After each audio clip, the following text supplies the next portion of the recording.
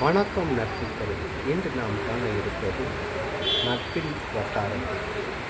அப்படி என்றால் நட்பு என்பது மூன்றெழுத்தில் முடிவது அல்ல, நம் தலையெழுத்து முடியும் வரை என்பார்கள். ஆனால் இன்றைக்கு 100% நண்பர்கள் மேக்சிமம் இன்னைக்கு 40% மட்டுமே உண்மையான நண்பர்களாக இருக்கிறார்கள். பாக்கி 60 பேர்கள் ஒவ்வொரு காரணத்திற்காகவும் விலகி, ஒன்று பணமாக இருக்கலாம், ஒன்று பொருள் மற்றும் ஆசைகள், இப்படி பல்வேறு கருத்தினை முன்வைக்கலாம். செலவு, அப்புறம் அவங்களுடைய ஆக்டிவிசம், அதாவது அவங்களுடைய கேள்வி என்னென்னே தெரியாமல் சில பேர் ஆரம்ப காலத்தில் நல்லா இருப்பாங்க.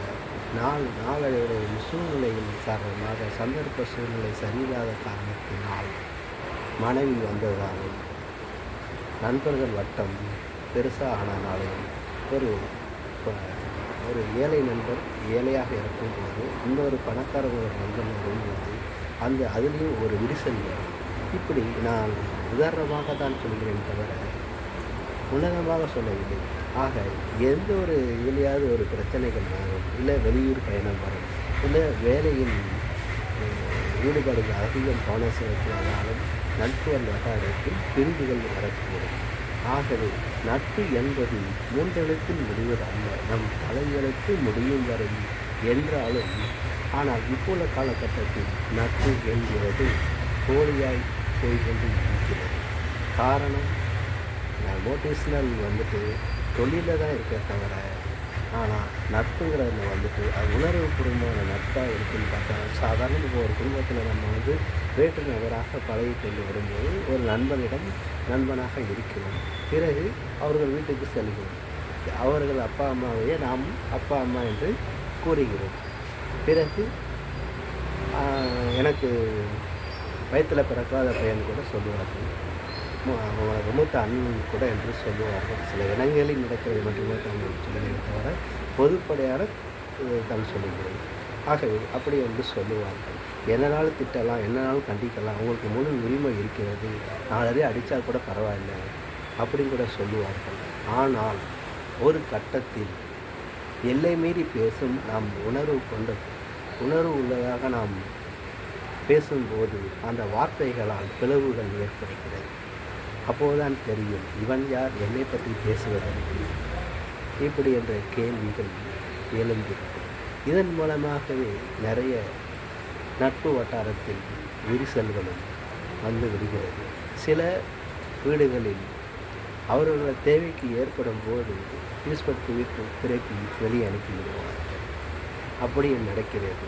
பிறகு அவர்கள் கடன் சுமைகள் இருந்தாலும் அதையும் சரி செய்துவிட்டு திருப்பி அனுப்பிவிடுவார்கள். அப்படியும் நடக்கிறது. இது இப்படியே நீடித்து கொண்டு போய்கிட்டு இருந்தால் இது சரி வராது, அப்படி என்று பிரிவாகவும் இருக்கிறது. ஆகவே எந்த ரூபத்திலேயாவது ஏதாவது ஒரு விரிசல் வரத்தான் செய்யும். இது இந்த கால சுவடுகள் அல்ல. ஏற்கனவே இது ஒரு 200, 300, 1000 ஆண்டுகளுக்கு முன்பே நடந்த சம்பவத்தை பார்க்கும்போது அதில் கர்ணன், துரியோதனன் 2 பேரும் நண்பர்.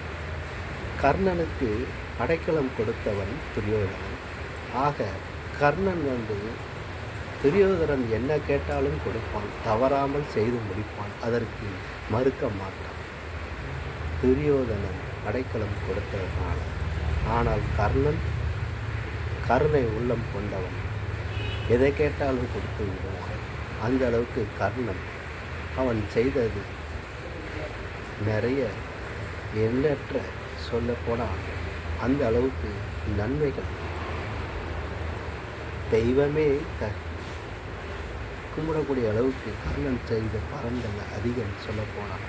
அப்போ அந்த அளவுக்கு செய்தாலும் துரியோதனன் என்ன சொல்கிறானோ அதைத்தான் கர்ணன் கேட்பான். துரியோதன் கூட அவன் சாப்பிட்ட தட்டில் மறுதிருப்பு சாப்பிட மாட்டான், தூர எரிந்து விடுவான்.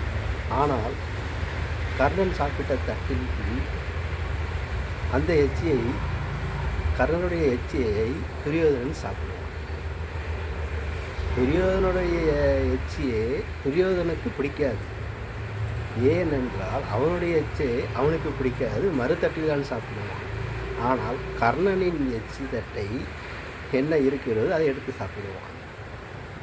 ஆனால் துரியோதனனின் சூழ்ச்சி கர்ணனுக்கு தெரியாது. ஆகவே இப்படியும் சில கர்ணனாக வாழ்ந்து கொண்டுதான் இருக்கிறார்கள் நம் மண்ணில்.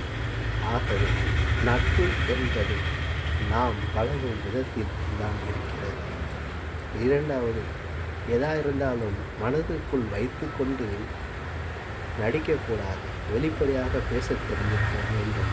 வெளிப்படையாக உடனே கேட்க வேண்டும். அது எதுவாக இருந்தாலும் சரி, சாப்பாடாக இருந்தாலும் சரி, எந்த ஒரு காரியமாக இருந்தாலும் சரி, அதை உடனே கேட்டால் தான் அந்த பிரச்சனைக்கு முடிச்சுகள் விழாமல் முடிவுகள் அவுழ்க்கப்படும். ஆகவே எண்ணி பாருங்கள், சுயநலமாய் வாழாதீர்கள். சுயநலமாய் வாழ்ந்து விட்டால் மேகங்கள் போல் சூழ்ந்து விடுவீர்கள். உங்களை காப்பாற்ற அந்த ஆண்டவனால் கூட முடியாது. அந்த நட்பு ஒருத்தந்தான் வருவான் என்கிற என்னுடைய வாதமாக சொல்லிக்கொண்டு, நட்பு தாங்க உண்மையான பாசம், நேர்மை எல்லாமே அதில் இருக்கிறேன். ஏன் இதை சொல்கிறேன் என்றால், ஒரு அண்ணனிடமோ ஒரு தங்கையிடமோ ஒரு அப்பாவிடமோ ஒரு மனைவியிடமோ போய் சில பேர் சொல்லுவது இல்லை. ஆனால் நண்பனை மட்டும்தான் கடைசி வரைக்கும் உண்மையாக நேசிக்கிறாங்க. கடைசி வரைக்கும் அந்த நண்பன்கிட்ட தான் போய் சொல்கிறாங்க. எந்த குறையாக இருந்தாலும் சரி, நல்லதாக இருந்தாலும் சரி, கெட்டதாக இருந்தாலும் சரி, அங்கே போகலாமா, இங்கே போகலாமா, அந்த படத்துக்கு போகலாமா, இங்கே போகலாமா, எங்கே போனாலும் இந்த வண்டி எடுக்கலாமா, அந்த வண்டி எடுக்கலாமா, இந்த மொபைல் எடுக்கலாமா, அந்த மொபைல் எடுக்கலாமா, இந்த சட்டை எடுக்கலாமா, இந்த ஜீன்ஸ் பேண்ட் எடுக்கலாமா, இந்த செப்பல் எடுக்கலாமா, இந்த நம்பர் செல் பண்ணி கொடுக்கலாமா, என்ன எங்கே போகலாம், எங்கே குளிக்க போகலாம், இப்படி எல்லாம் கேட்குற கூடாமே யாருக்கிட்ட? அந்த நண்பன்கிட்ட மட்டும்தான். அந்த நண்பன்கிட்டையே நீங்கள் போலித்தனமாக காமிச்சிங்க அப்படின்னா வாழ்க்கையில் நீங்கள் எப்படி இருப்பீங்க? கண்ணை கட்டி காட்டில் விட்ட மாதிரி தான் இருப்பீங்க. ஆக சுயநலமாக சிந்திக்காமல் பொதுநலமாக சிந்திச்சு வாழ்க்கையில் முன்னேறுங்கிற போது உங்களுக்கு ஞாபகம் வரும் நாம் செய்த உதவிகள் எல்லாம். ஆக நன்றி, வணக்கம்.